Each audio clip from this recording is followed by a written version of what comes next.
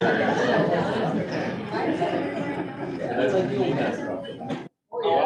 did.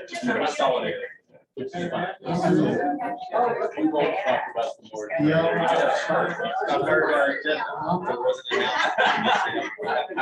I don't own that. It's not a common.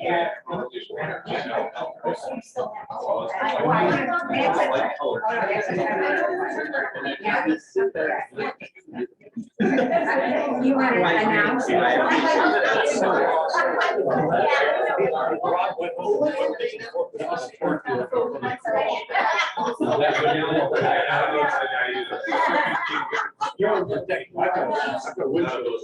You don't look like a bow tie. No.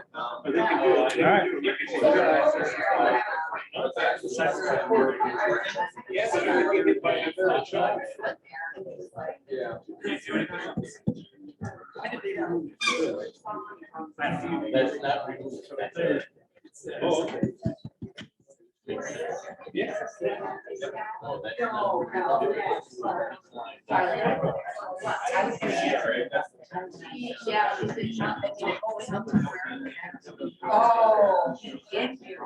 That's not. Oh,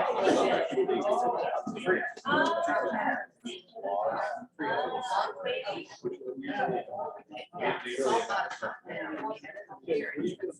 Oh, that's Yeah.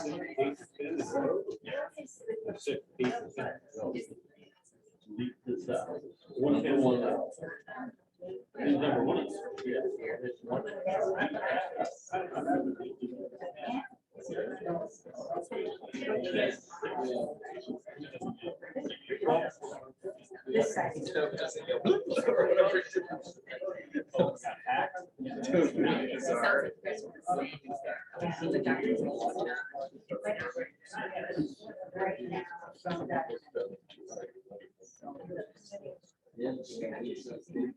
This side. I know, I saw that.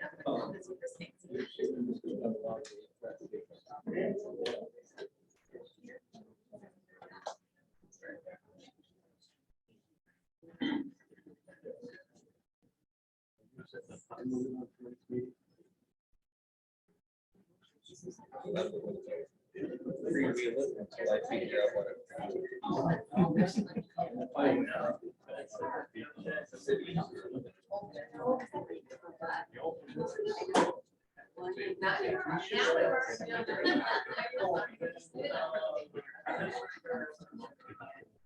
Something address all that. I know, but with the right part.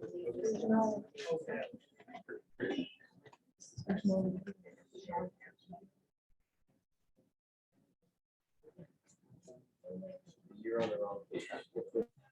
Before we go to that, Colin will put in Washington, D.C. more than 45,000 rifles.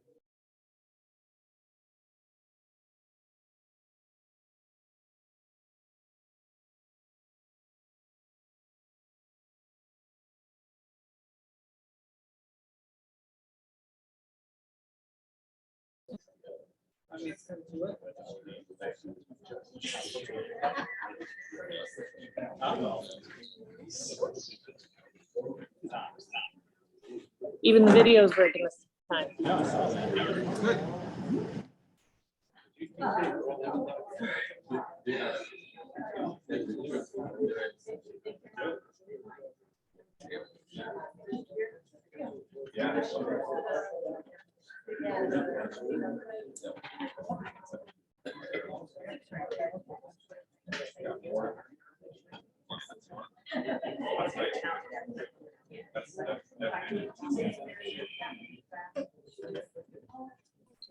Oh, yeah.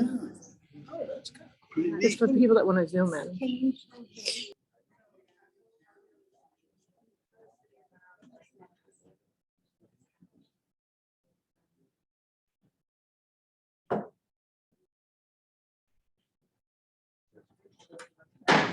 Call this meeting to order. Please rise for pledge of allegiance. I pledge allegiance to the flag of the United States of America and to the republic which is stands one nation under God, indivisible, with liberty and justice for all. All right. This is a committee of the whole meeting. Before we get started, I'm going to address a couple of things here. One, what is a committee of the whole? Committee of the whole is basically a committee of council members, those who are able to attend. We're missing one member who has out with COVID. It's a working meeting for council, which means this is our opportunity to discuss issues that are on the agenda. We have to set an agenda prior to these meetings. So we set that agenda at the last council meeting. There are only two things on that agenda today. One is the PUD changes that were proposed by planning and zoning last night, as well as the CRA. No other topics will be discussed tonight. We are only allowed to discuss what we have put on the agenda for tonight. That's the open meeting rules that we have. So that being said, you know, one of the concerns people have had is why aren't we allowing you guys more freedom to speak to us, have a dialogue in these meetings? And one of the reasons we don't allow that is because, first of all, in our council meetings, we allow you lots of time to talk. We have 2 sessions where it's open to the public for you guys to speak, have your say, both before legislation and after legislation. See, you guys can all go away from these meetings and have your little discussions amongst each other, or even with members of council as you choose.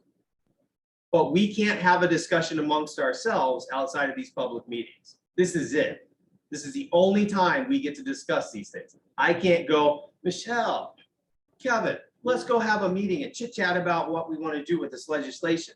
We can't do that. That is not allowed under the open meetings rules. So this is why we don't give up so much of our time to allow you guys to have that dialogue with us. Okay, we need to have some dialogue once in a while. You know, we are happy to talk to you guys at any time. If you guys want to set up a meeting with us individually, but what we can't do is have you guys have a meeting with 3 of us or something and have a dialogue because we violated the open meeting rule.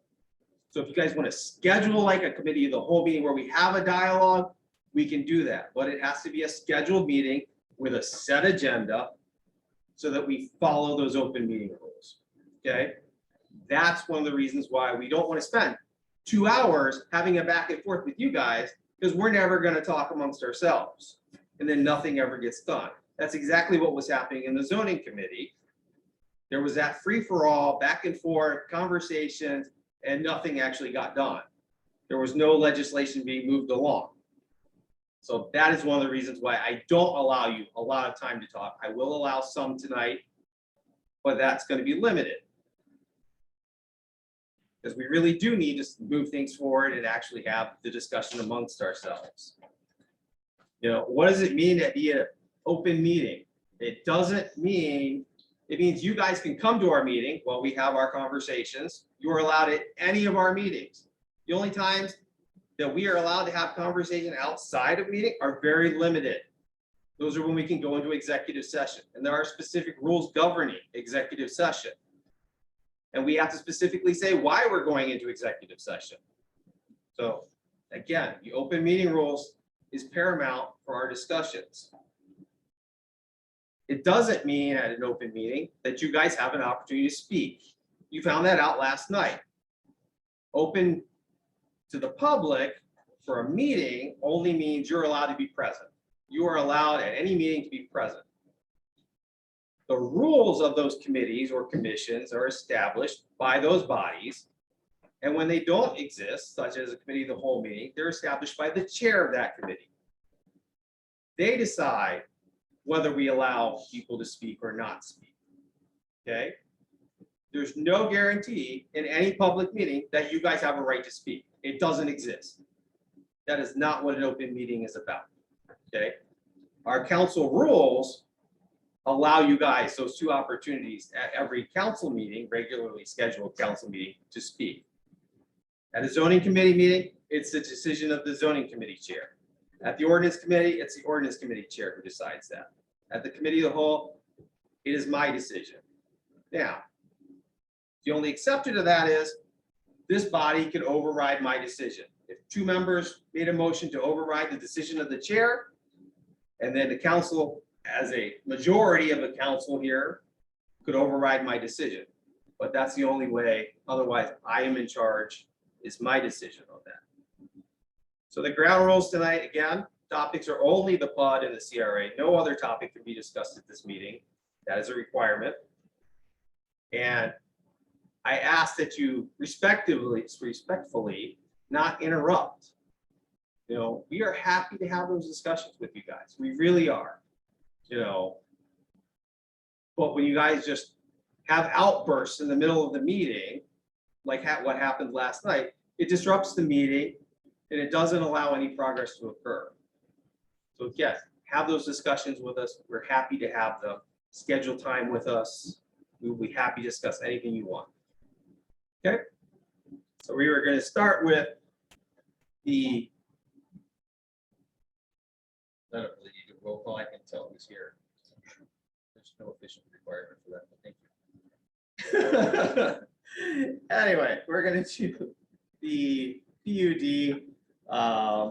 Well, first of all, let me say that the public hearing that was scheduled for next Tuesday will again be pushed back because we are clearly not ready with our PUD at this point.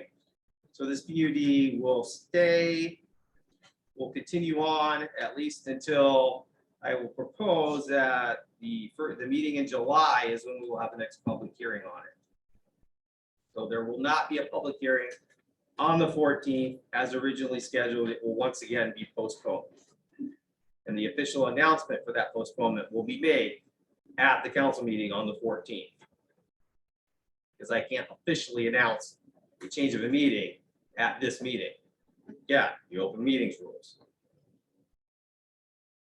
All right, so first proposed change by planning and zoning was under 1255.01 purpose application to promote greater efficiency in the use of land and reduce infrastructure costs through unified development.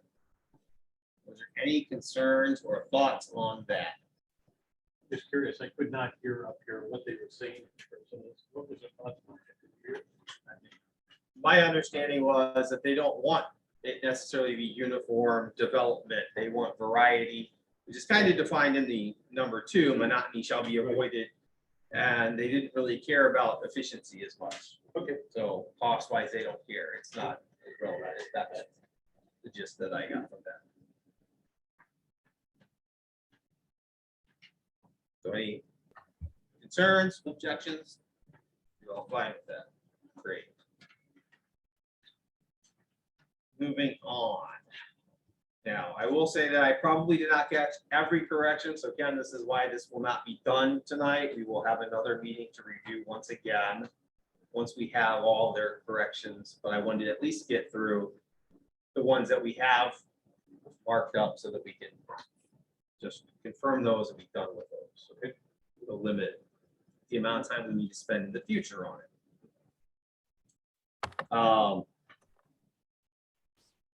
Under section here, 1255.02 designation of PUD overlay district, part D3. There is PUD reverts to the base zoning if and when the purpose for which the PUD was granted is no longer viable.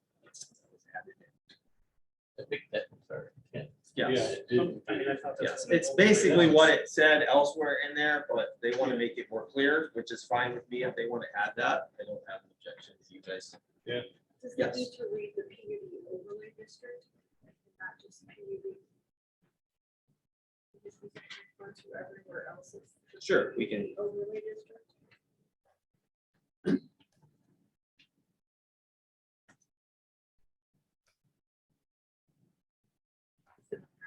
Yes, we will make that correction. PUD overlay district reverts to the base zoning. If and when the purpose of which the PUD is granted.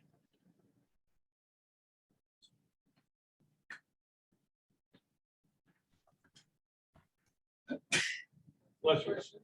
Okay, anything else on that? Okay.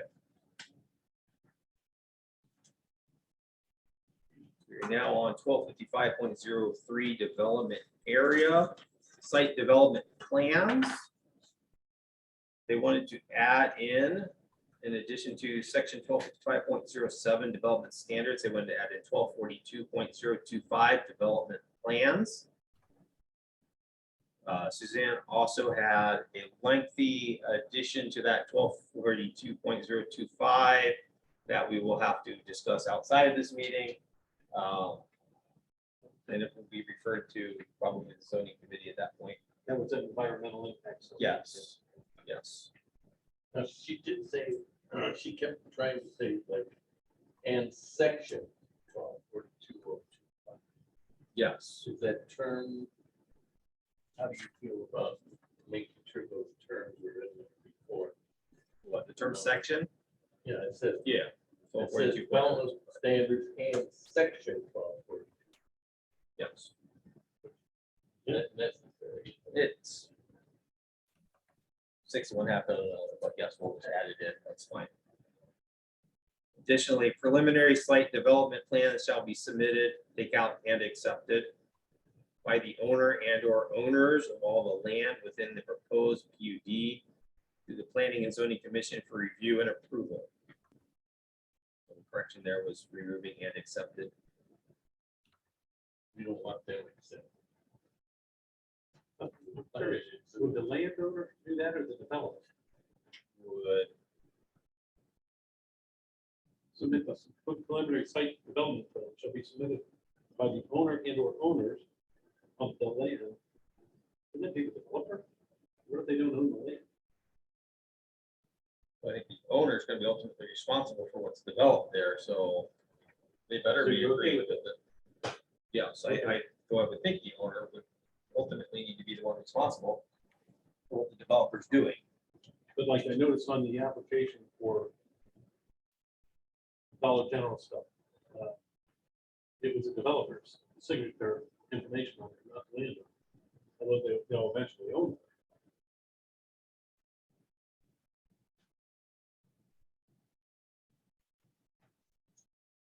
Say by the owner and or owners or their assignees. I don't know. I guess that'd be a question for the law director. I'm just trying to make sure there's no wiggle room in this. Sure. I think that'll be a question for the law director at that point. Okay. Is that the one he said they had one person? Yeah. I don't see too many people here, but it's not a good picture. So maybe. You think everybody from Mesa would be there today?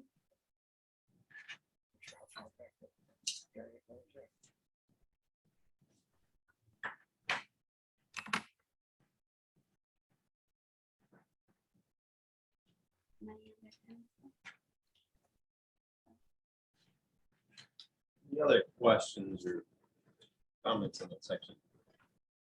Well, there's one comment that I have, not that specific section. Turning the page over to permitted principal uses.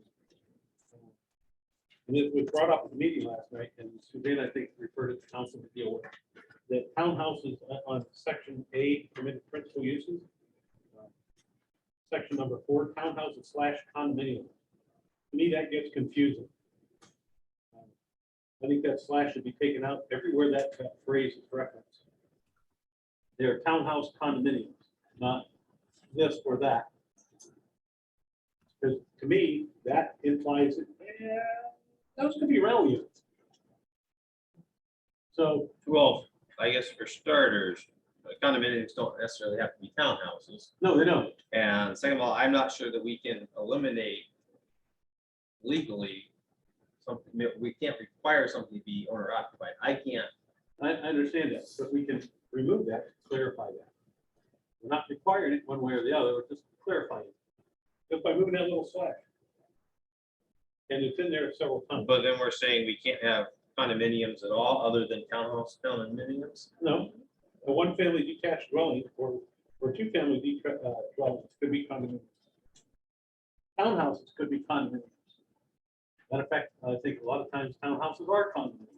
Not Well, always. actually, there's a disconnect there because we have principal uses, one-family detached dwellings, but then That's they the reason. eliminated that under density regulations. Yeah, Which we one? deleted it. It Yes. should be deleted. So that should be deleted, one-family detached One-family number dwellings. one, deleting Yeah, it. they did delete it. Okay. What they did So back to that slash, what's the problem with removing that slash? I think it just clarifies things. Again, I want this document as tight as we can make it, so there's no wiggle room for people, no misunderstandings.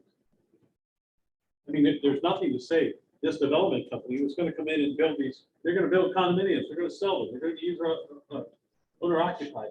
Oh gee, we can't sell enough of them, so we wanna rent them, just like what happened over at Windsor. Who's speaking? I don't wanna see that Yeah, happen. well, that was zone condominium is what happened. That's what I mean. But So that's not I- a guarantee that it wouldn't I happen. don't want this to be a spot of a wiggle room for this. Well, I don't like wiggle room. I like laws to be very. Where do I go? Distinct? I don't like the put all together, but you know. I don't either. Quite honestly, I don't either. But again, I'm asking to remove that slash. It's not a complicated thing. In my book. My understanding is this PUD could apply to various areas. So if we remove that slash, that tells me that any proposals would have to be for townhouse condominiums, which would be an up and down structure. If we leave that, if I wanted, if the developer said, I want to put ranch style in it, They can do that with one family attached dwellings. Over delete. You said detached. I'm just saying, it's a simple removal. In my book, leaving that in there leaves things to interpretation. Going to allow Mr. Cleveland to speak. Yes, Mr. Cleveland? I might be able to clarify that issue we're discussing right now. Michelle is absolutely right.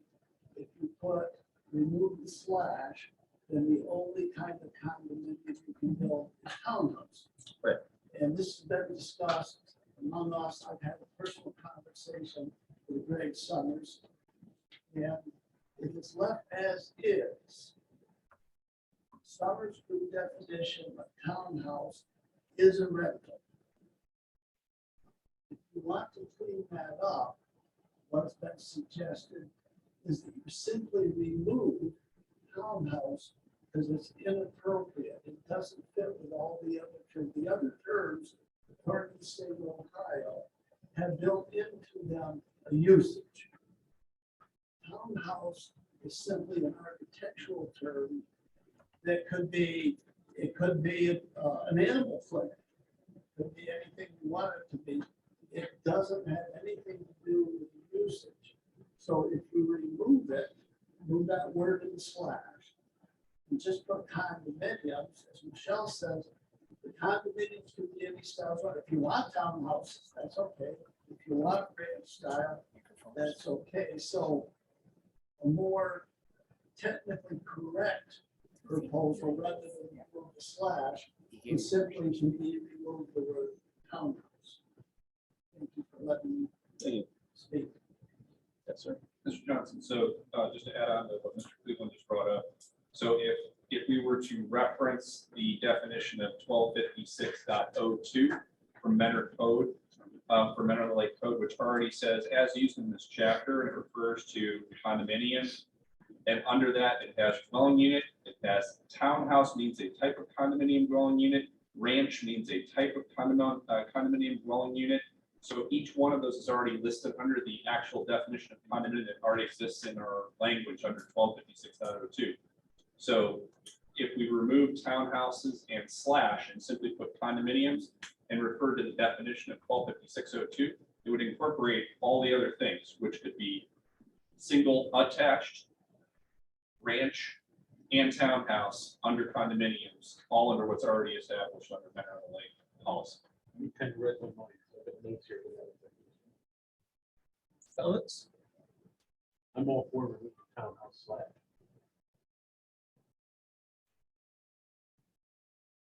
Mr. Bittner? I mean, I'm reading it right now, the same as him. These are all falling under condominium. But why then they subdivision A or B, C, and D? Don't know. Standard condominium. Can't we just say Townhouses is actually delete all four of townhouse those? means a type type of of condominium dwelling unit Everything's consisting of typed 2 up. stories above grade. Excuse me, Correct. people talk before.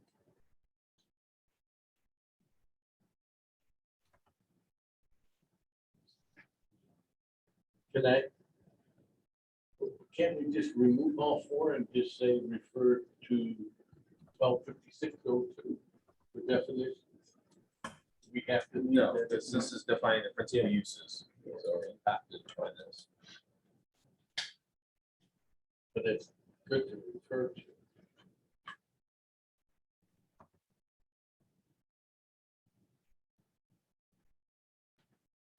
So it sounds like you'd be in favor of it.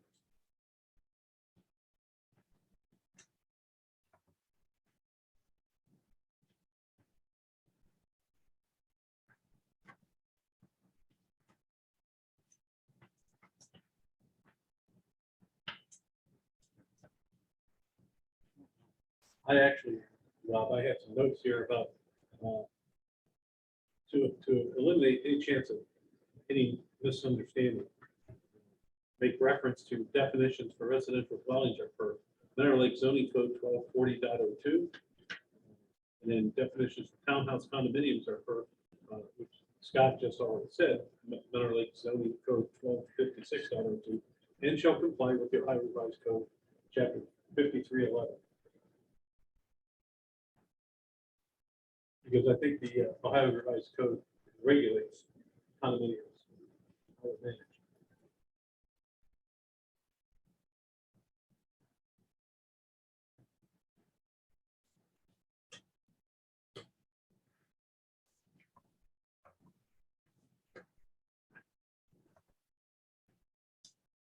So, Mr. Pitt.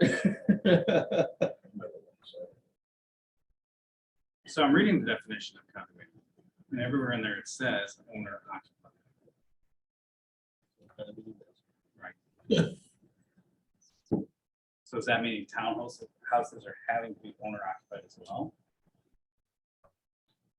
Under that definition? Doesn't say, no, it does say condominium. Doesn't say.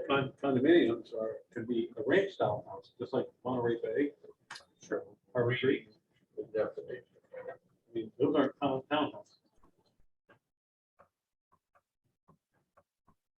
If we refer back to 125602, it does bring up that Ohio Revised Code. That's where I got it from. It's like the weed ordinance and the building inspector didn't look good. I've stated my piece.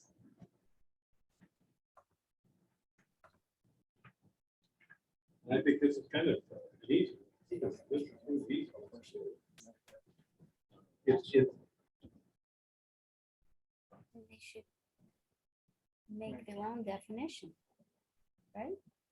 It keeps us in line with the current code. But if we're doing that, why not just tell them to apply to have it rezoned to the condominium district? Why would we do a PUD Well, if because we already have The density might be legislation different. for well, there's 1256? a couple reasons. One, that this gives us more control over the development plan versus the condominium district. Two, we don't like the spot zone. That's a concern. Those are the major things there. Three, I go back to, why do we need a PUD?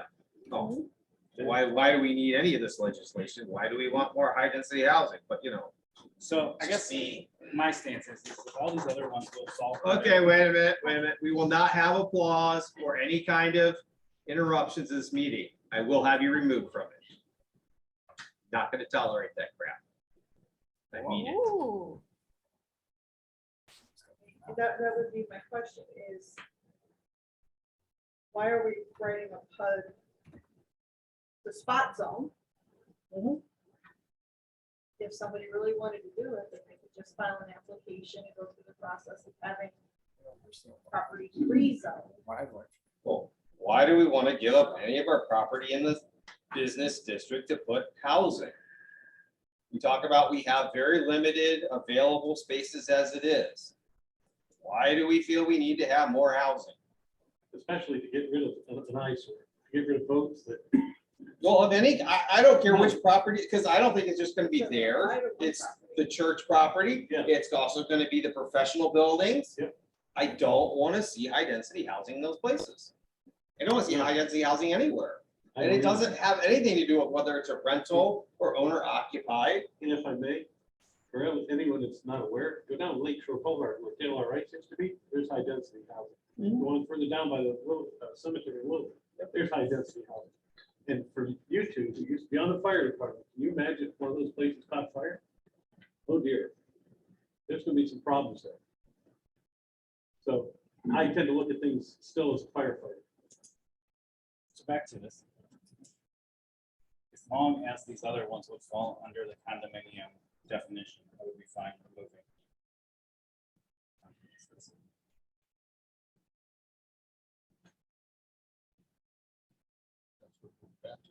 Back to that then. So I guess we have to talk about line. Oh, yeah, so that's what I would think. What's that?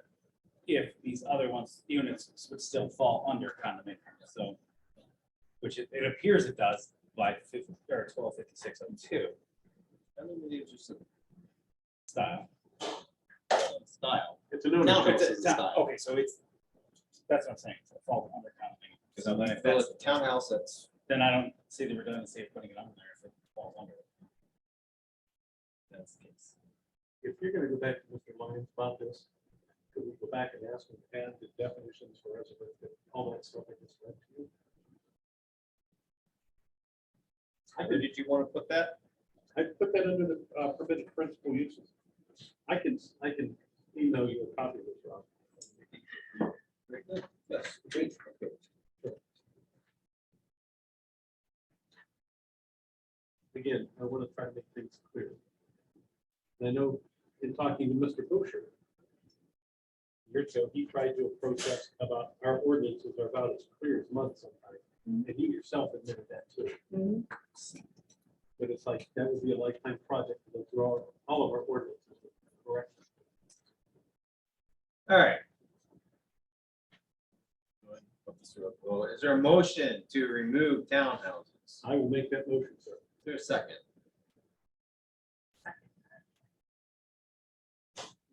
I'll second. Okay, Michelle's going to second that. All right.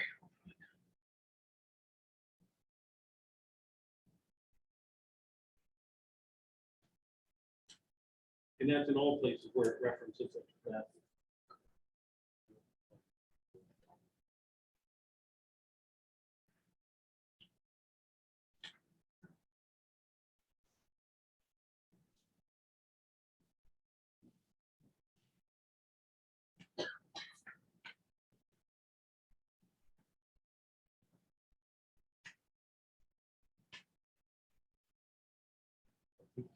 Okay, Shabu. Your vote. To remove. Aye. Aye, okay. Morris, Aye. Bittner, I would like to talk to Mr. Lyons before. no or an abstain? No, abstain. I want to be second. Abstain. Wonder, Abstain. abstain. Morris. Yes. Johnson is a yes. Abstentions go with the majority, so it passes. When you're at townhouses.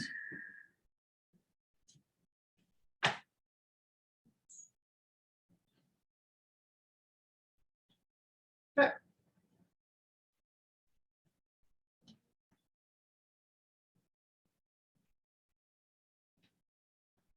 All right, then under 1255.05 C, density regulations table, one family detached gets removed. Also, the now townhouse verbiage gets removed. The maximum units per acre were reassigned as 6 for one family attached, 8 for two family dwelling, and 12 for condominium.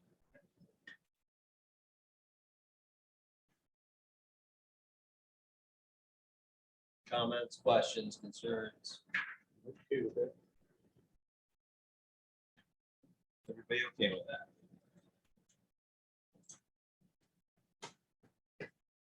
Hearing no one screaming no, we will move on to 1255.06 maximum coverage. A1, so we first of all remove one family detached. A4, then we're removing the word townhouse. You revise that to 60%.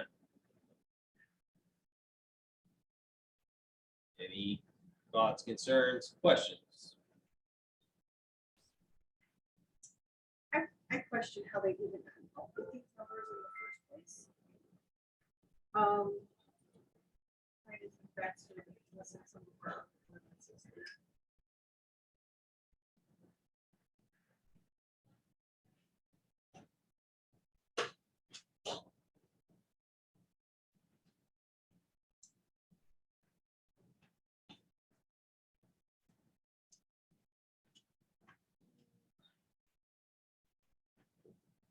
I don't know all those numbers off the top.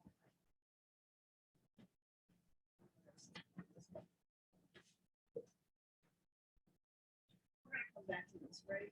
We'll look at it again. Yes. We can leave it and then I want to just look at some of those numbers that are. What's your question, Michelle? I know there's, in some of our zoning ordinances already, there's percentages about how much has to be green space and how much can be built on and that kind of stuff. Just kind of look at it to see how it falls in line with what we already have percentage wise, that's all. Move on to 1255.07 development standards. Part B, minimum setback from right of way.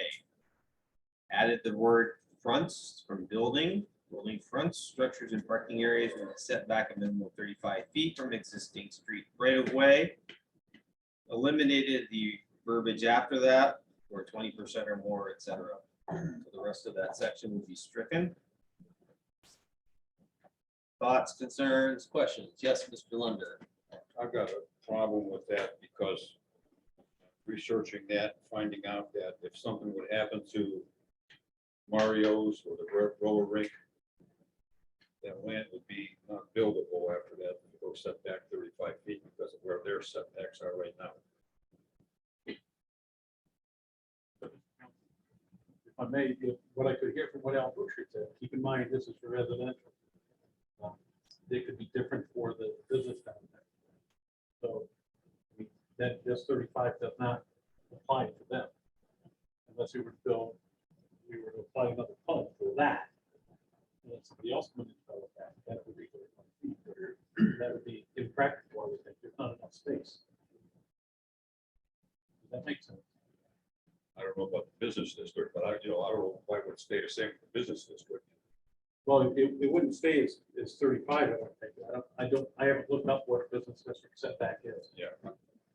But it's kind of like trying to become consistent with what our residential properties are, or at least somewhat, because even Mr. Boucher made a comment last night, our residential setback is 40 feet. I know that from going to my daughter's house. So they're giving them a little leeway with that at 35. But if I would have kept, if they would have kept the average in there, we would have been pretty good, pretty close. But I think that sets a standard that I don't really want to see this happen. This doesn't apply. This does apply to residential. This whole thing is about residential. I thought you said that we were only Well, he's- by the business one. He's referring to the fact that the PUD creates residential in the business district. You're referring to the business district is what we're actually. Yeah. So You're right. I got that language from our current ordinances of setbacks. Yes. Ordinances already, that's where that language came from, about the 20% in the average. It came out of what we already have. So it's already in our. It's already in our Keeping the average. zoning things about the average. Yeah. That's where that came from.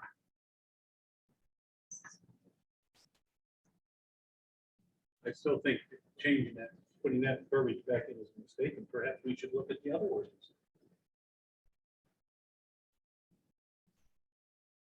I know, for example, when I built my daughter's house, I have to refer to that because That's a personal experience with me. The setback had to be 50 feet or 40 feet rather. I said, well, then I'm going to be out of line with one house, one of the neighbor's houses or the other. So it's in 125208, front yards and partially built up streets.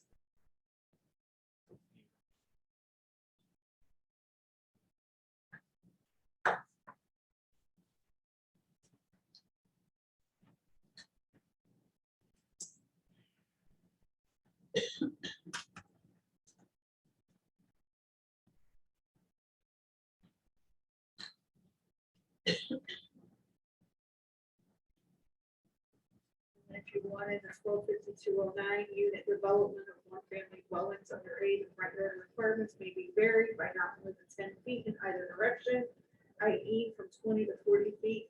In the case of a required front yard of 30 feet, provided that the average front yard for the entire frontage is not less than the minimum front yard required in the district.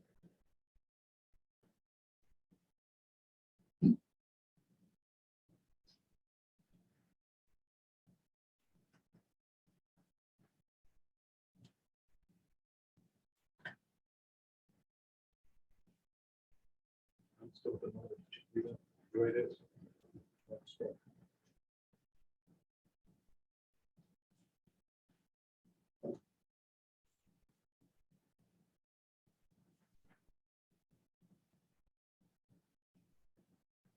Anyone else?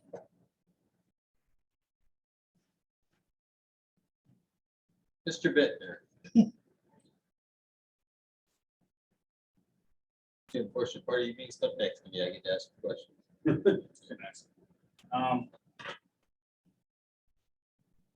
I'm not opposed to putting it back in and aligning with the rest of the ordinance.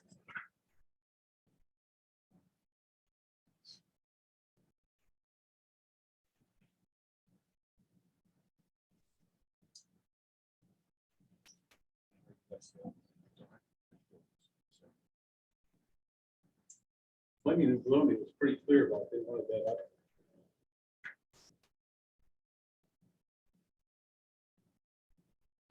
Seems to me, though, by leaving it in, you get some flexibility if you need it. If, Correct. If you need to. If it's approved. Yes. if it's approved. It doesn't mean it's automatically going to be. Correct. There are certain areas this could apply. I kind of disagree, but that's fine. Sure.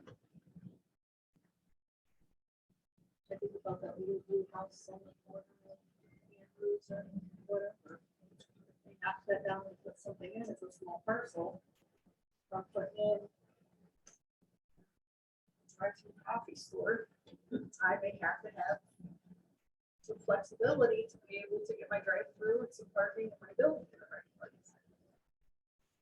Going to make a motion that we place it back on. Okay, Second.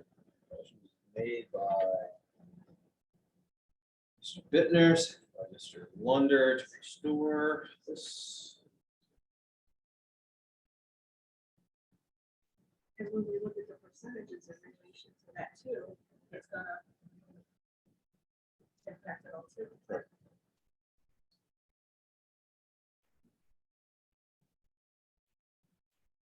The comment I will make is that even if you change that and add that verbiage back in, planning and zoning still has the ability to make it 35 feet. Correct. Because that was part of the development plan, so they can change that, just requires it to be a minimum.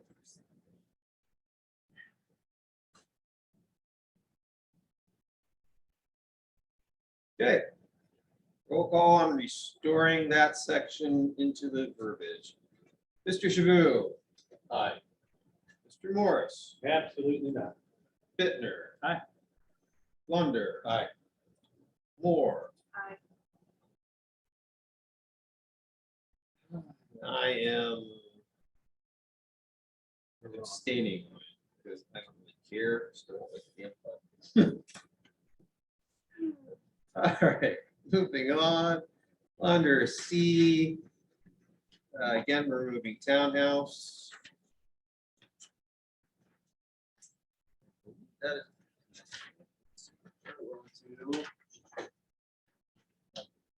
1255.08, adding under development plans, adding in per 1242.025. And there will be some additional work on that each chapter to begin with, but that part is in there. Any issues or concerns about adding that verbiage in there? No, sir. We need to put section in there. We can. I don't know, I don't know if that's required or not. Well, there's multiple places where we don't put section, the word section in this, but we can put it or not put it. All right, 1255.08B review required, again, in accordance to 1242.025. Any concerns there?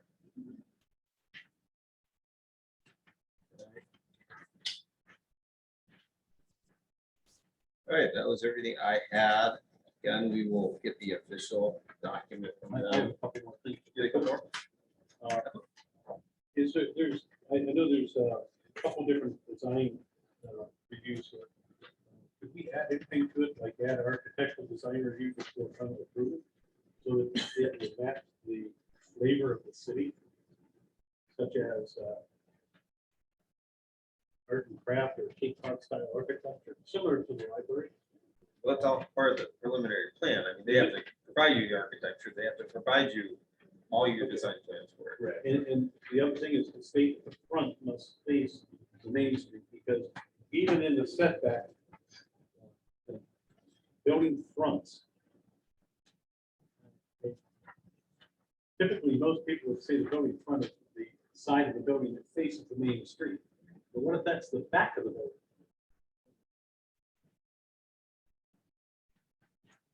So it should be very clear that the front of the building must face the main street.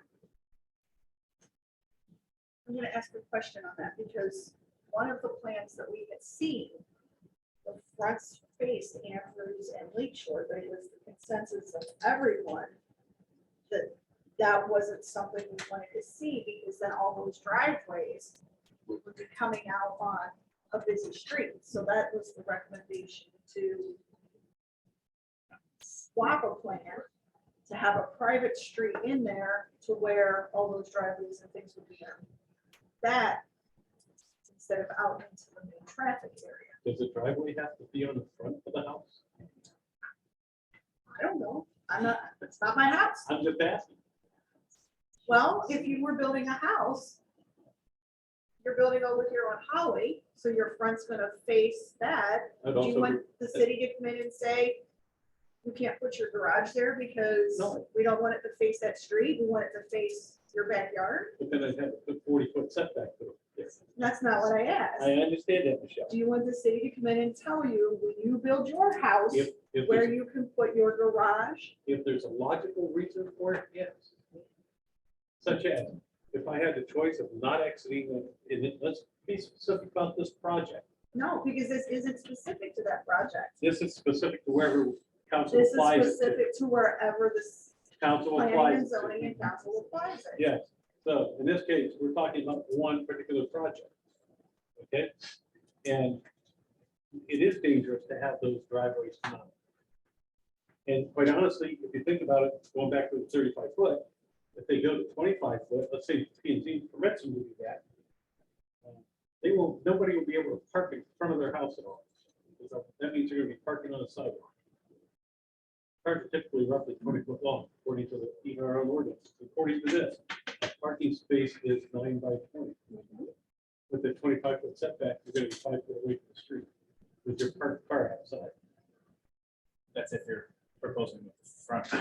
It's not- Yeah, yeah. And, which we are not proposing. I was not. proposing. Well, that's why I'm trying to get this clear. It says building fronts have the setback of 35 feet.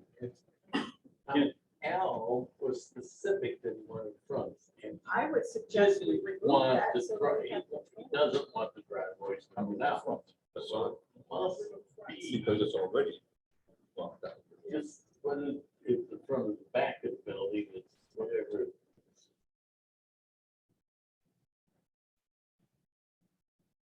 That. faces the street. I think it's incumbent upon the developer to figure out how to make it work. I agree. Us, the determine, they don't want the driveways on the Andrews, then they need to figure out how to get the fronts facing Andrews and the driveways wherever the hell they go. I don't know, but He's not my problem. talking about the basic fronts. He thinks it's the front of the building. Not sure that element. That's what I said. Some people would think that. But typically, when you're talking frontage, whatever side of the building faces the frontage of that property.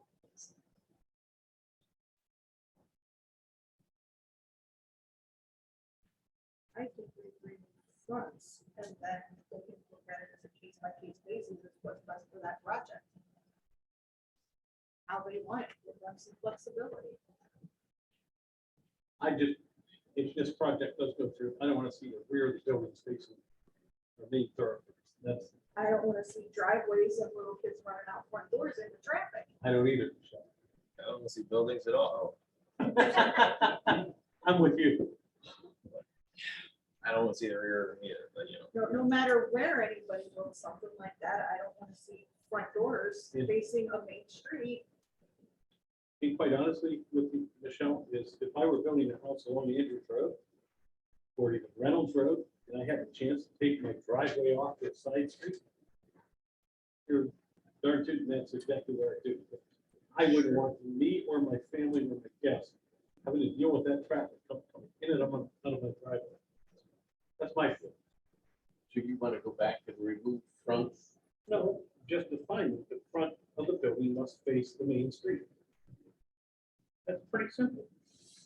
you want, she doesn't want to remove, she wants to remove fronts. I say we take it up, let planning and zoning do their job and take it on a case by case basis. Well, not just planning and zoning would have to do its job. Council would also Council have would to also approve and have have to to do its job, Do so. its job.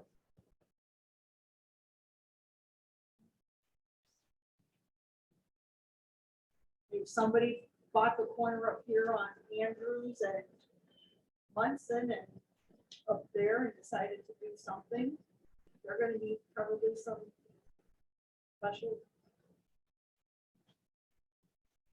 project zoning too. I would say most of the properties that are on the lake. But still. But you're talking about removing fronts. I would agree. And I'm talking about leaving that in there. Just adding the front of the building must face the main street. I guess I would argue if it's at the corner of Andrews and Lake Shore, which front does it have to face? Right in the middle. Diagonally. That's good. That's a good question.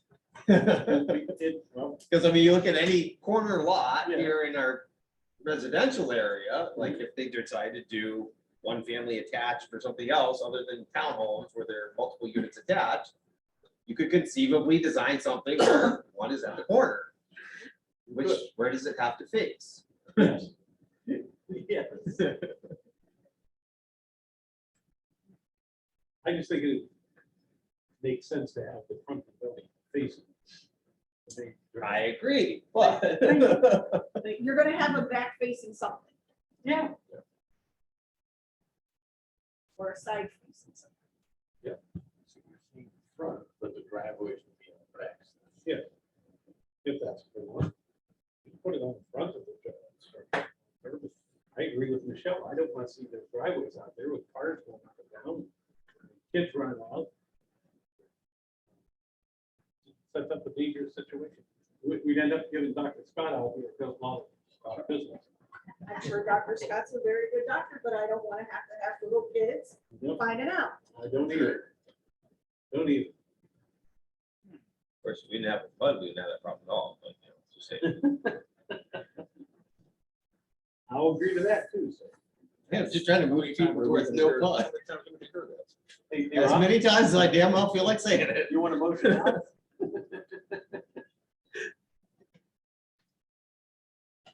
Yeah, get my word in,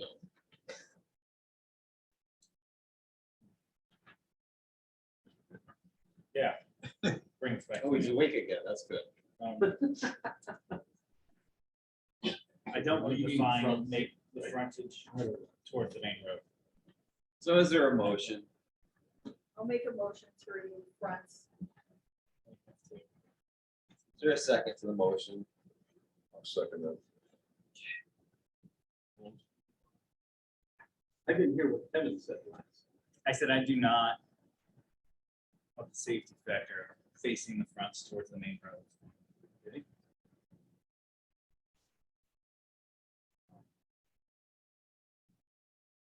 I kind of like the idea of letting it be case by case and figuring out where it is if it isn't. That's what I'm. You know, especially depending on the setback.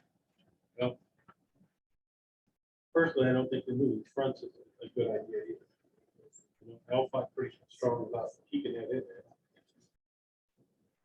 I'm sure he has his reasons. Unfortunately, I don't see him here today. Motion made, motion has been seconded. Mr. Shaboo. For the removal of fronts. Okay. Mr. Morris, you're No. no. I already know that. Why even ask? Bittner. Aye. Wonder. Aye. Moore. Aye. I'm standing again. All right, that passes, so we will remove fronts. I got a quick question for you. Sir. Sure. I know the last question I asked, if it was up a can of worms. Our CRA, I know you're headed to that next, correct? If we ever get to it, yeah. Should. I know I have a problem with CRAs that are complying to multi-family dwellings at all.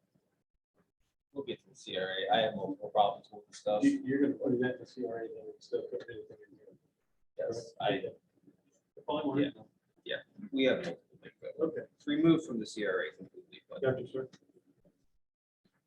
okay, was there anything else on this painful document?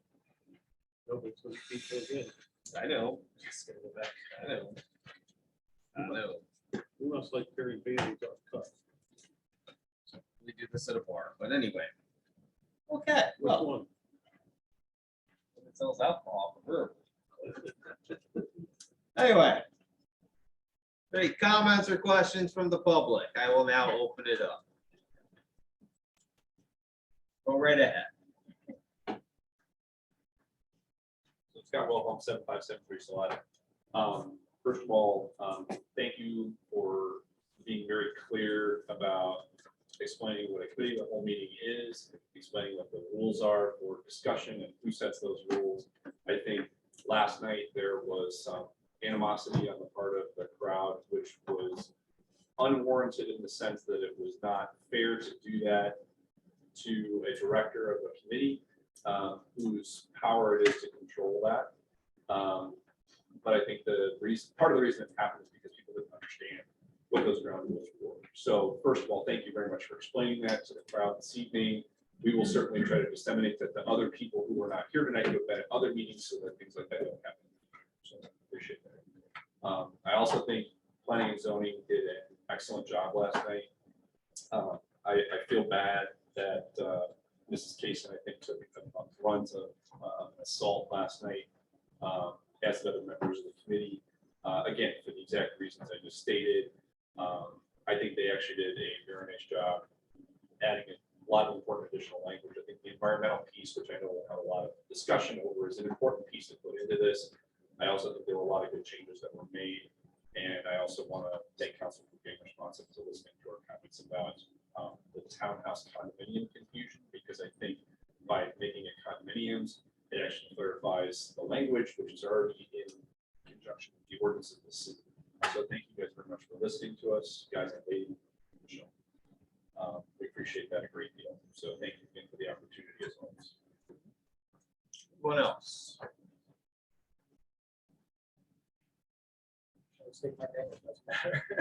Not writing it down, so.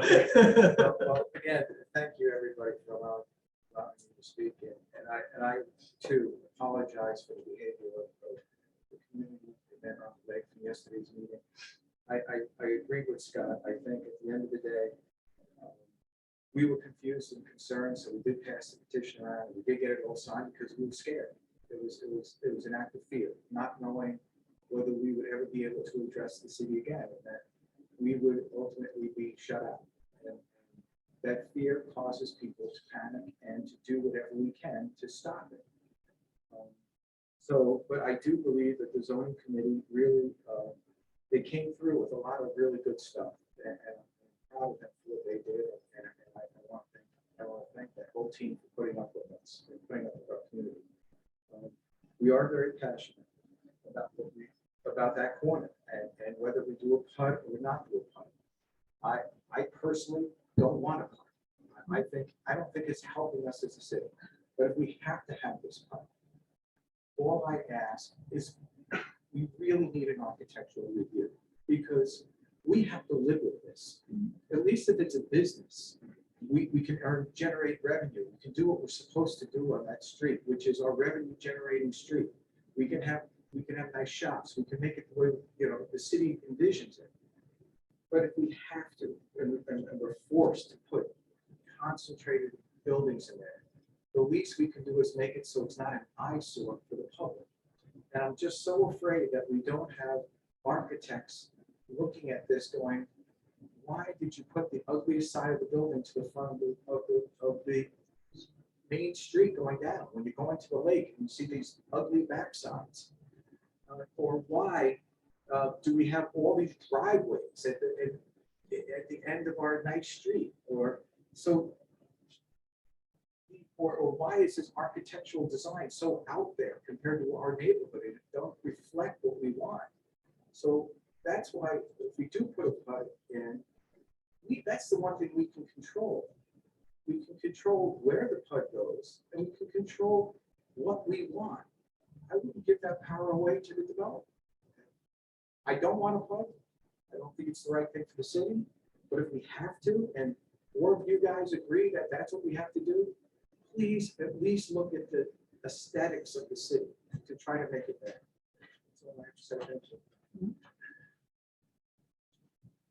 Anyone else?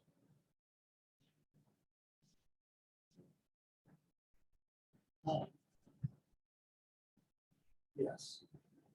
I also have been wondering from the beginning, why do we have this part? But after the discussion with a couple of times with Howard, I realized the PUD was created in response to a request from the Summers Group who wanted to develop the property. It didn't originate with the city.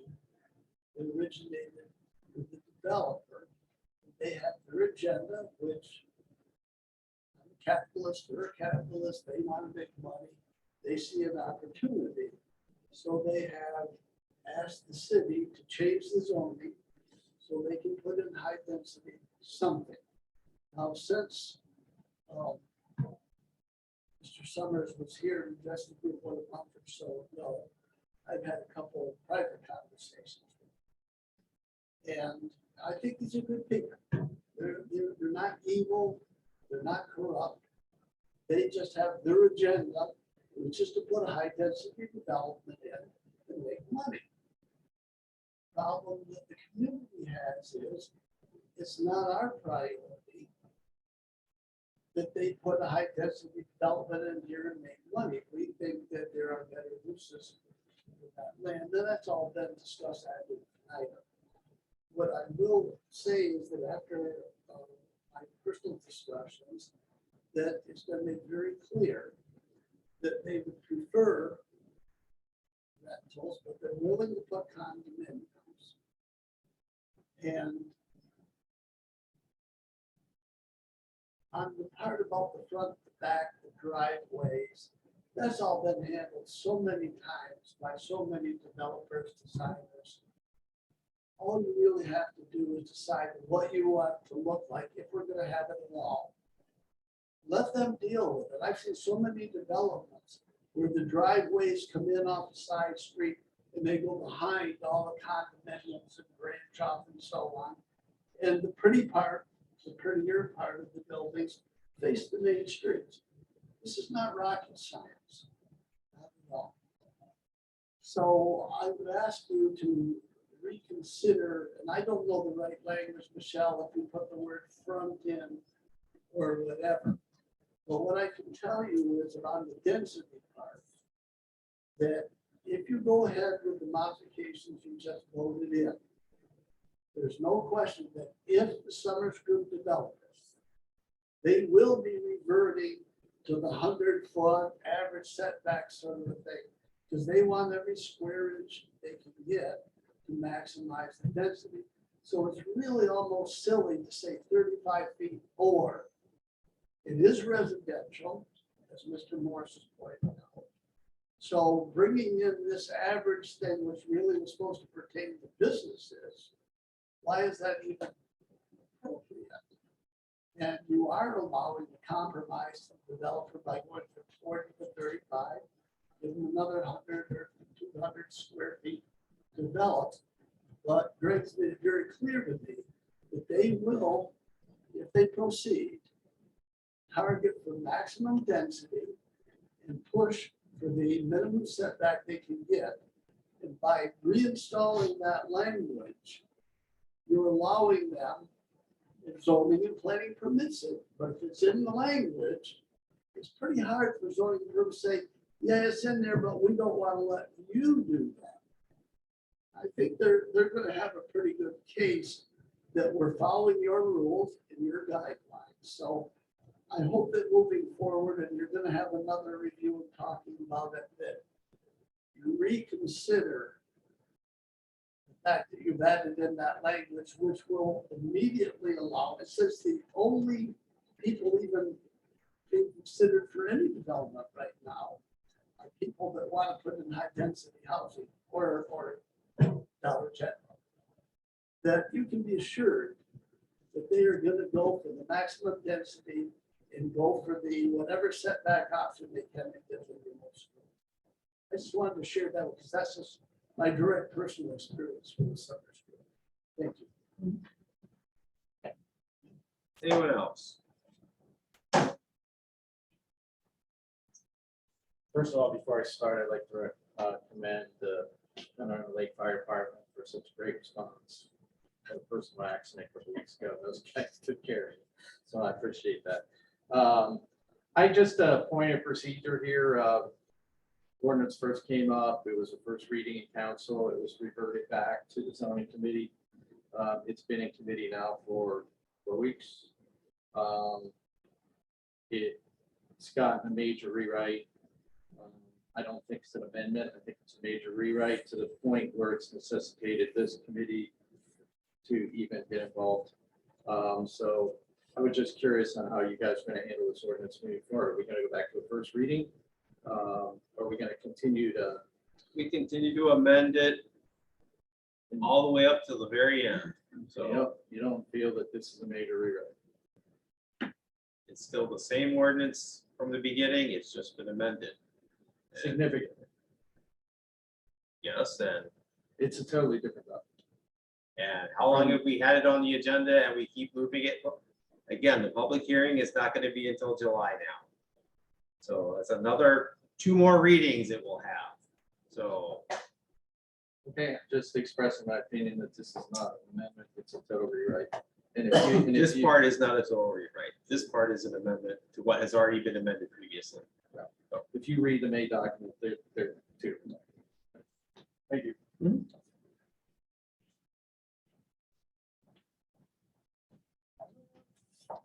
Terry, I'll try and keep this brief. Couple things that I think back at the first meeting of the whole, I believe it was you, Mr. Johnson, who made a really great opening statement for everyone to keep in mind, yourselves, us, that what we were going to talk about did not pertain to the Summers Group. It did not pertain to Dollar General, and to get that out of our heads and let's talk about this, you know, with an open mind. It can apply to everything. The ironic part is, though, it came about because of this whole Summers Group plan. And there have been several times this evening when you yourselves have referenced, we saw plans of this, and this is facing here, and this is facing there. So the decisions you're making, these changes that are, you know, flipping back and forth, it is influenced by what you've seen and heard already from the Summers Group. And I think it's as much of a challenge to you guys as it is to us. I'm starting to understand that, yes, it is a process. And things have been pushed back, a couple weeks here, a couple weeks there, and now we're into July. And I do think that speaks to the process that I'm not gonna speak for anyone else. I'm learning, I'm learning how this all works. There has been some confusion on our part, but there has also been confusion on your parts as far as, does it go to this committee, then it goes here, and it goes out back to committee and back to planning and zoning. So there's confusion on both sides. And when we don't know the rules, maybe we do have this, oh my gosh, this is it. Like, we have no more ground. So I do think that is why we get aggressive. Somewhat, not with that. So with that in mind, I thought there were a couple things that came up as I was looking at old minutes and reading through old minutes and watching YouTube videos. At one point at the planning and zoning on May 2nd, Mayor Eva mentioned that the developer has had no input at all into the PUD, not at all. But it seems clear to me that there is a lot of input and there has been dialogue, so I do find that a hard statement for me personally to believe. At the first meeting of the whole, I really thought your point of, I went back and looked through, Mr. Johnson, you were the zoning committee chair a few years back. And with the intent to reduce the number and volume of high density dwellings, you did extensive changes and came up with the business 1 and business 2 developments, or I'm sorry, zoning locations, whatever. And it's interesting to me, 2 years later, we're jumping through hoops to change something to get it back to exactly what it was before. And the main purpose of this thing is to get away from the typical, the standard, the usual, unique, creative uses, great looks. So that's a logic point that isn't, it's not registered with me. But I wish there were, I believe it was Michelle, you and Mr. Bittner were pro PUD because of the flexibility it allows, to the flexibility that we otherwise might not have, gives us more options. And Mr. Bittner, you yourself said you didn't think the original changes to the zoning business 1 and 2, you didn't think that you got that wrong, but there could be possibility for improvement. And you like the idea of flexibility on types and styles of businesses. And this is again where I feel like I like that thought, but this is truly, you can say it doesn't pertain to the Summers Group and what's going on, but it does, because that's the reason that this was created. From what I've learned of PUDs is they do tend to come up, and I might not have all the details right, but they do come up to council. It's not usually spun or it's like spurred from council. It's spurred from a developer who wants to do something in an area that they can't. So to me, I feel like I don't want to be placated to think that this just has nothing to do with the Summers Group, because I think if we're all honest, it can't not influence some of the decisions that are being made. All right, and I don't want to go on forever, so I'm going to stop there, but I do have some pictures of some condos. I hope I have enough, I have more in my bag, where the building, the backs of the building is facing, I believe this is Menor Ave, up by Hell Regals. Real attractive, keeping in mind that now if this whole setback gets moved closer again for continuity between different types of zoning, a business section and a residential section, now you have that lovely view pushing closer to that street that you don't want kids running around and getting hit or people parking on sidewalks. So I just think maybe, yes, it might pose problems down the road if you want to apply this PUD to something other than Summers Group. But we know for a fact it will be applied to the Summers Group. So I do think that is something you should think about, because as I believe Ms. Bill just said, they want to maximize density so they can make money. So please think about that. And you know, I do think some of your arguments that you made in the past, I certainly wish would be brought to light a little more, just energetically. And it just feels to me like it folded. Like I thought you were on a really good track when you started that, the previous council as a whole with asking why, you asked the other members, why do we need it? What are we trying to accomplish? And there were kind of haphazard answers that you had received. Mr. Morris said he wasn't sure that we need the overlay. And then I said, well, like I said, Mrs. Moore and Mr. Bittner were liking the flexibility for the different types of businesses that. So just wanted to remind you guys, because I think my head was wishing in from YouTube's. And I just want to make sure I understand. So this is something that you said is it okay is, or not okay? I just wanted you to wasn't see okay. it. Do you want to drive past the I know back of the exactly building where and it's wake up in the morning if you bought that house? I know it's. Or rented it, I know where you're that's like opening your window and go like, ah, I'm seeing, you know, Joe Schmo walking down the I sidewalk. think you see a car dealership and some others.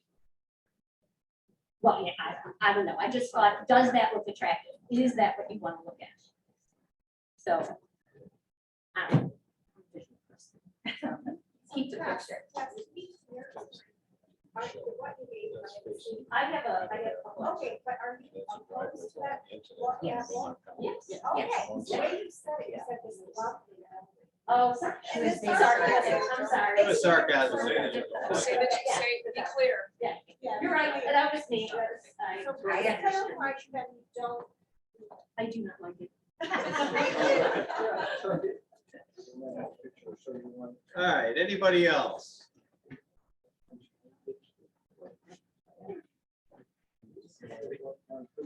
Mr. Grant, 757 Port Delia Drive. Thank you for letting us have a chance to speak here tonight. If possible, to answer the question. Two more readings, as prior meetings, Sky's led a group in regard to a notion of better foods, and last night discussed 50%. Next meetings, if that's going to be brought up. So now with the whole environmental impact, are we doing an economic impact? Only we're going to address that issue. You put in a high end density, $1,700 or $1,700 a month. Be cognitive of what projections of Manor Public School to do. If you designate Andrew Road as a PUD, you also want to get high density apartments through here. You have one school in this community. It was segmented, separated years ago. Currently, there's only two zones, Orchard and Lake. Be cognitive that Lake Elementary is Title I funded to the federal government. Mentor Public Schools takes away funding from this school because it's resourced elsewhere. So if you have high density, more units, higher valuation, the style or input of kids that, if they do come to this community, and move in, it's going to impact it even greater than the owners of Mentor Public Schools will probably not want to lose this Title I funding here at Lake Elementary on Pinehurst, and we're redistrict the school district all around Andrews, and now they're moving to Orchard potentially, to which now you're disenfranchising a community. As myself, when I originally moved here, 3 years, went to Rice Elementary. And I did a big shuffle prior to me moving to this community, 2005. Since then, 2005, they have shut down 6 schools. They're very financially sound. So let's be cognitive with the environmental percentages of food going forward, and also from a tax rate perspective. Put a PUD in, allows all these buildings down Andrews, high density apartments, income and children of a higher affluency. If potentially that's what comes in. It's going to affect the rest of the residents east of Andrews, who forced Mentor to increase taxes. Anybody else? Last call. Okay, we will move on to the community reinvestment area. We have a whole bunch of different things we're going to be discussing on this. Oh boy. Yes, oh boy, that is correct. including at some point, we will get to Mr. Busher's proposals that he sent out a while ago, about a month ago. But the most important parts in my mind that I wanted to address were a couple things. One, it was our original intent, and apparently we missed it in the verbiage here.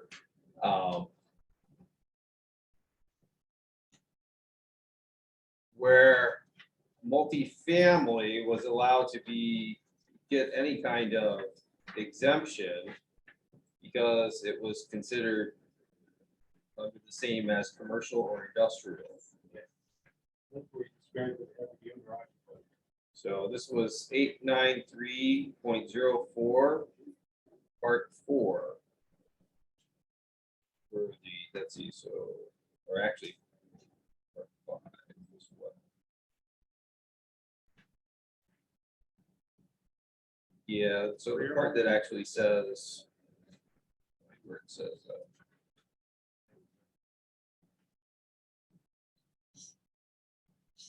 so part C, under 5, specifically says residential facilities that include 3 or more units shall be treated as commercial structures for the purpose of the CRA chapter. They're not commercial structures.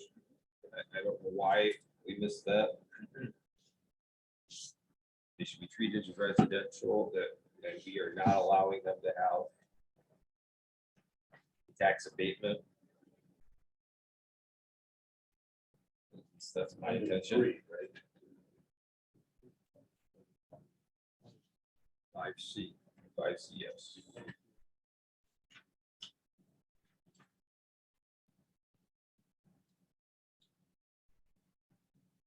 Nothing's perfect, but I don't see a 5A or 5B.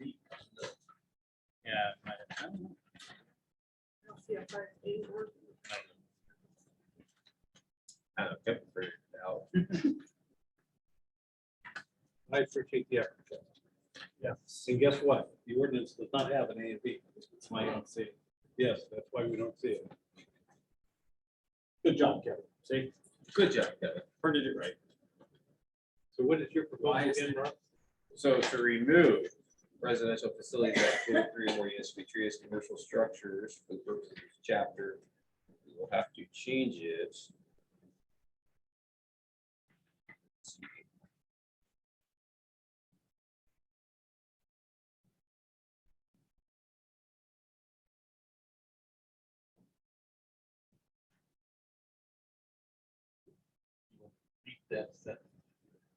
Yeah, I think we just need to clarify in here that it's 0 years for the building of every residential dwelling unit containing more than 1 housing unit. which is in section 2. That's for the remodeling, so we'd have to add a section for construction. That's just A. I think it would be You're a 6 card, aren't you? or 2, or we'd have to renumber, but we're gonna.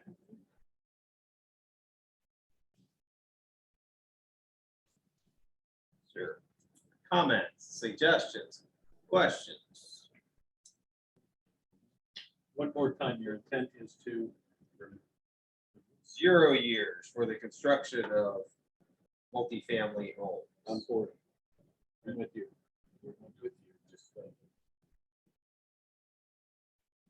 think we put in a new section. to it. Correct? Hmm? Put a new section. Yes, it would have to be a new section.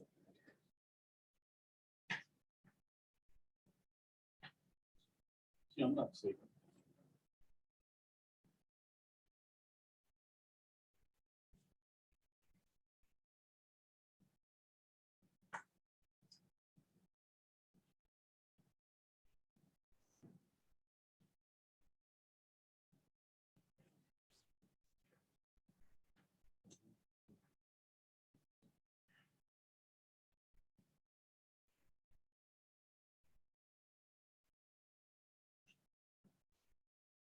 Because I do believe that was our intention when we originally did this.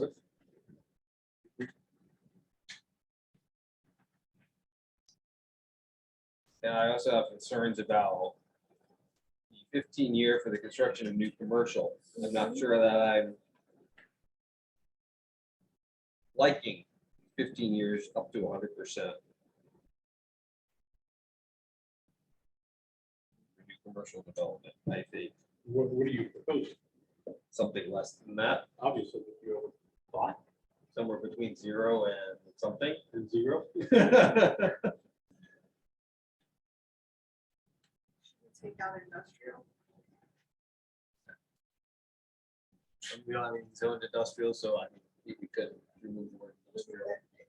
What if we do- My thought is dropping the years. And we want to entice businesses to come in, but not give them 100% for one, maybe do like a tier thing. Well, in this case, we have the ability to decide how much it would be up to 100%. Do we want to have a maximum that's less than 100%, basically? That's the question, because I mean, we could say you have a 10% tax abatement, or we could say it's a 20%. Do we have any idea what other communities have done with their CRAs concerning commercial properties? No, we can look into that. think I don't we should. recall off the top of my I head. think we should before we proceed with that. And you're right, Dave, we did it one time we could have included all this stuff.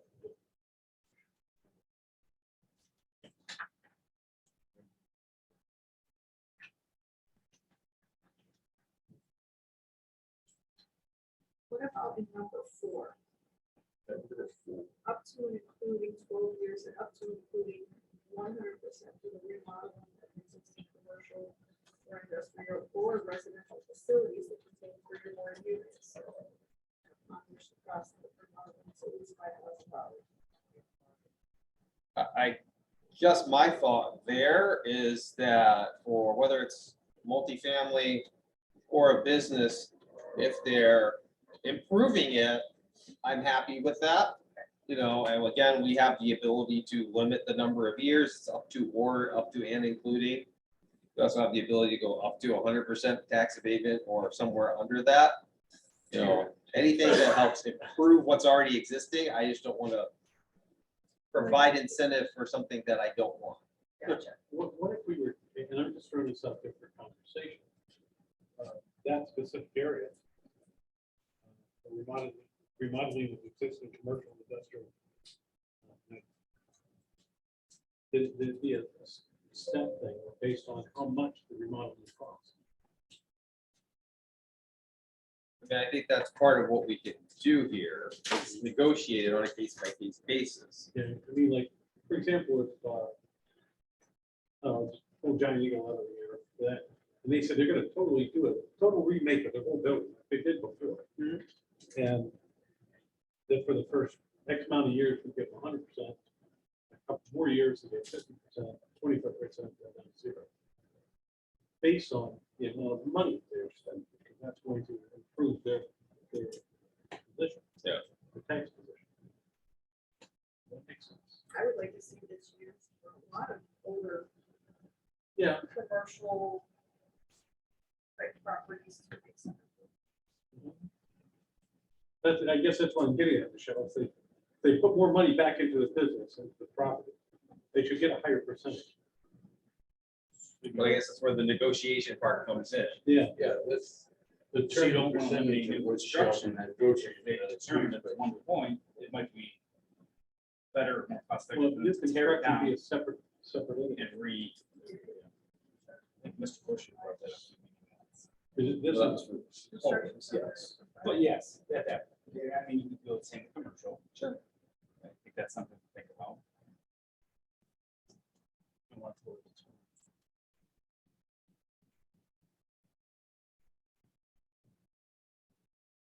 So we will look into what other communities have done for new construction. Very simple to do that. Yep.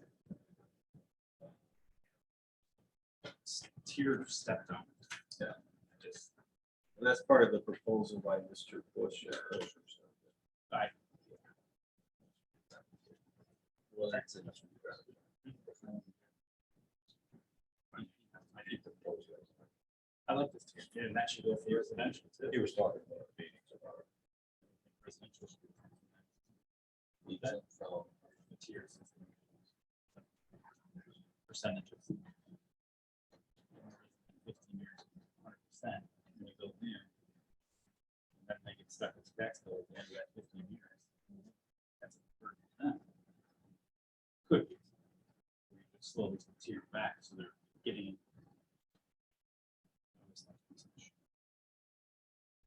What I had here, I had Fairport.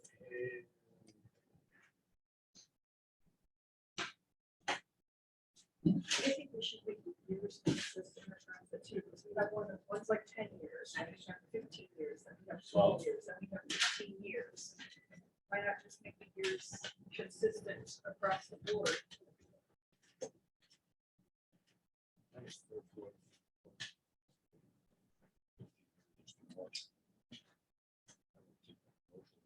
Seven.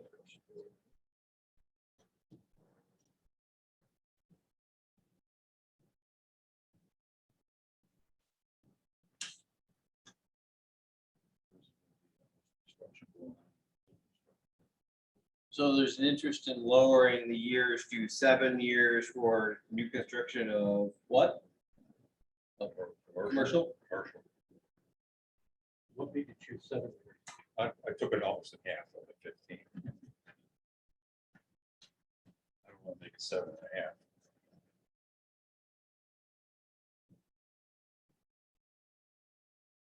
Think about it, 15 years, that's a hell of a lot of money. Well, putting in a hell of a lot of money to build. Well, yeah. Commercial building too, so. Better may be doing that, they got the money. That's it again, refer to see what other communities do. Yeah. Again, we have the ability to negotiate that amount. Yeah. We could say 0 if we want to. Now, who does the negotiation? Is it that tax review or is it someone else? I think it's CRA. All exemptions under this chapter shall be required approval by council.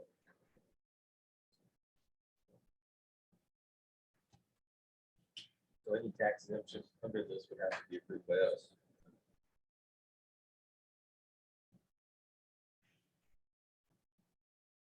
I think so, only that's multi-family. Family. Multi-family. 12 years.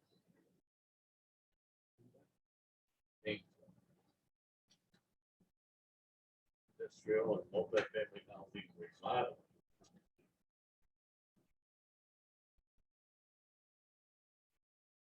These are pretty cool.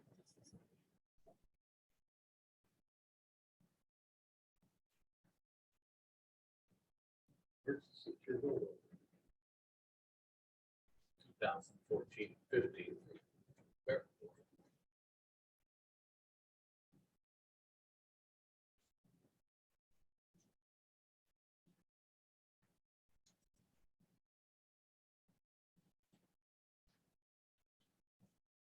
So do we want to look at a step down for all, some, I would say home. remodeling and construction, both? Both.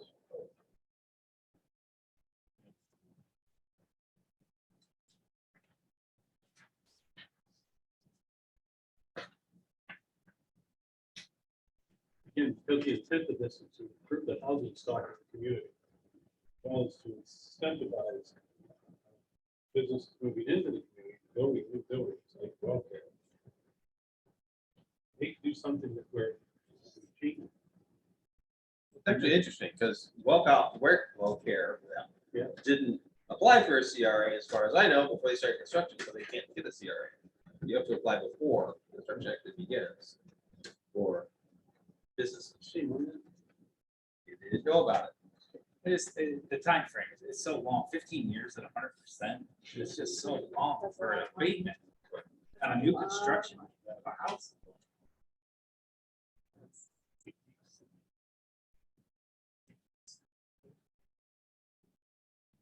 So I would agree to look into this thing.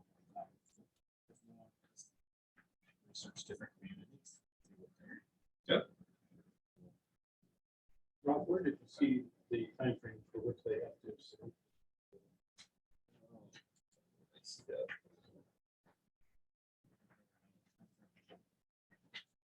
If I could think there wasn't.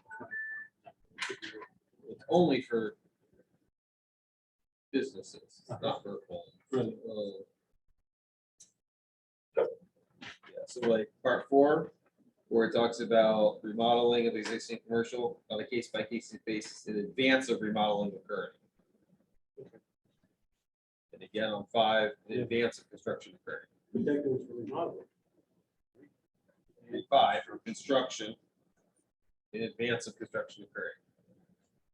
Case by case basis in advance of the construction occurring. Yeah, right. We're well, they're gonna need a few more Band-Aids. Come on.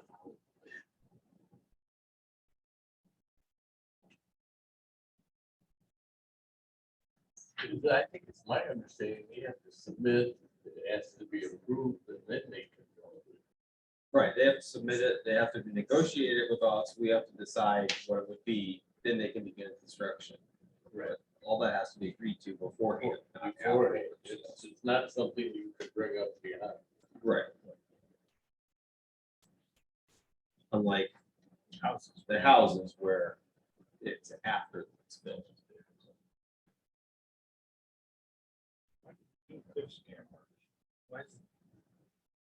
I believe we took most of this directly from the states.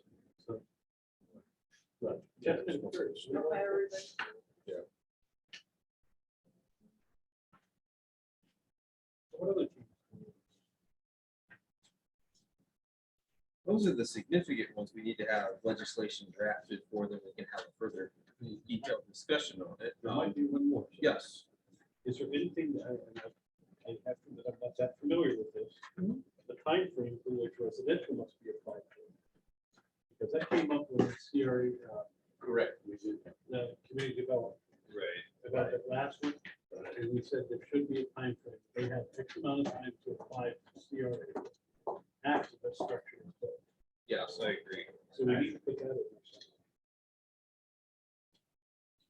Structure is built or remodel has been completed. Yeah. They have to find inspection on the remodel. Yeah. So you can use that as the end date, and then they have But whatever time they decide from. 30, 60, 90 days. I don't disagree. I want to give you a little bit of time to, maybe somebody doesn't know, we want to. I would give them 6 months. So that's, I think I don't agree. We 6 months is about a that. reasonable Yeah, time. but yeah. you- 6 months. Right. We talked about that in 6 months. Because when you stop to think about somebody building a new house, they're excited about getting the house, Sure, getting a key, getting moved in.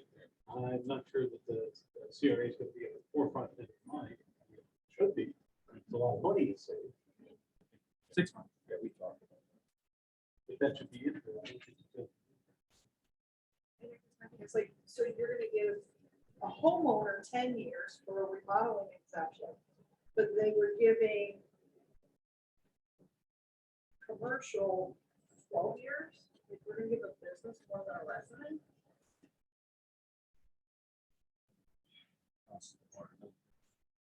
Well, again, it's up to, for starters, And the versus it's the full max, the full 15 years for residential.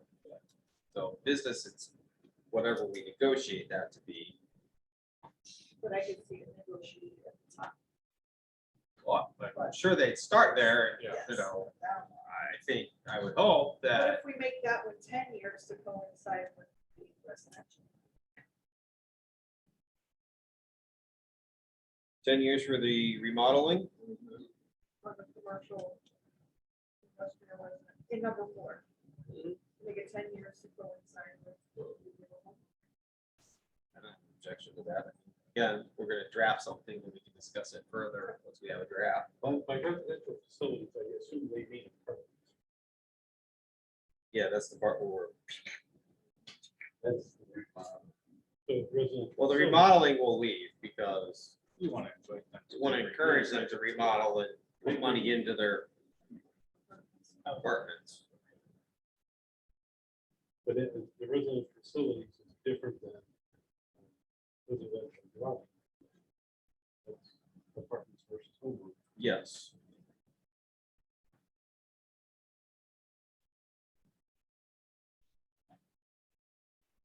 I think that's where we got messed up was on 5, we remove the word residential facilities in there, does it say commercial or industrial or residential facilities?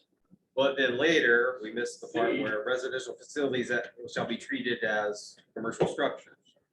Which we don't. Right, so we need to eliminate that. Just eliminate that, so. I agree. Is there anything else anybody wanted to have a look at? I mean, we're gonna go over this multiple times, I'm sure, as we get a draft of the legislation. What about the issue we had the one time with the developer was on I think advertising? I locked up. That's what. I think that got tightened up. Yeah. I just want to make sure. there's no- I'm not sure this is completely updated, because it may not have gotten the most recent update, but it could be. I don't know. Yeah, I don't think it's updated either. Double check. It looks like everything's 2016. I know we passed something since then. There was confusion at the beginning of this year when we passed it, so I don't think it got updated. This is. So maybe it is. It's set. Yeah. Oh, it's there, yeah. There's a 2021, so it's probably. We'll double check that. I didn't see it 2021. Second page top. Yeah, it's a very, very top part that. Oh, I see it. That's what, yeah, up here. Yeah.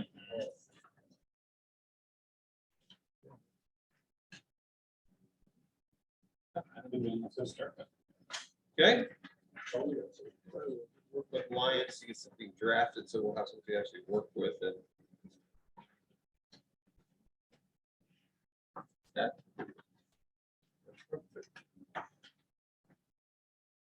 Else? All righty. Motion to adjourn. Second.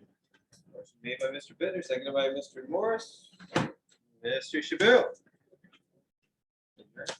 For, Adjournment. yeah. Or you want to stay all night? No, I don't We want can to stay until next I'm Tuesday. not I mean, we have another meeting coming, you know, but, okay, so that was an aye. Mr. Aye. Morris. Yeah. Mr. Bittner. Mr. Lunder. Aye. Mrs. Moore. I'm gonna abstain. Okay, Get back to your old character. we are adjourned.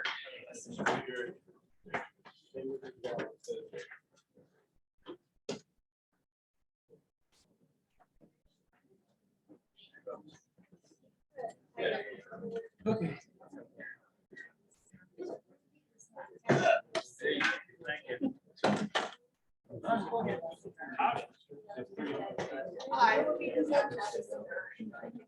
I just looked at it.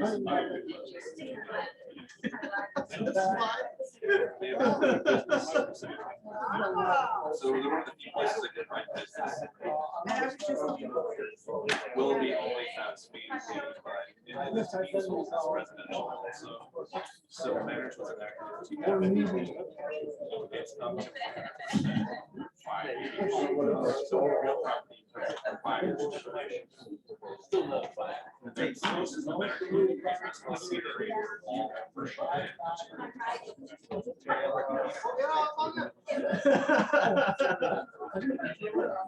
I think officially. Yeah.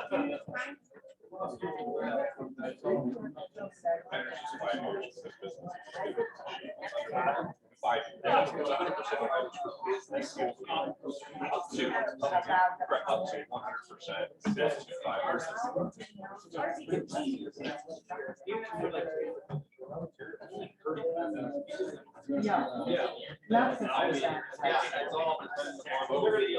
Oh my God.